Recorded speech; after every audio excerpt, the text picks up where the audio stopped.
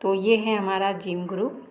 सबसे पहला लेटर तो जानते ही हैं आप, जिसको बार बार हम नाम ले रहे हैं, जीम। तो जीम के अंदर जो होता है एक नुक्ता होता है, जीम के अंदर एक नुक्ता होता है और उसकी शेप न्यू होती है, और यहाँ पे एक बीच में अंदर नुक्ता होता है, इसको हम जीम कहते हैं। उसके बाद आपका आता है चे। चे भी बिल्कुल इसी तरह ही बनता है, न्यू, बस उसके अंदर 3 नुक्ते होते हैं, उसको हम लोग कहते हैं चे। बनावट बिल्कुल चारों ही लेटर की सेम होती है, एक जैसी होती है। नुक्तों से हम उनकी आवाज़ में फ़र्क करते हैं कि ये जीम है, ये चे है। उसके बाद होता है हे।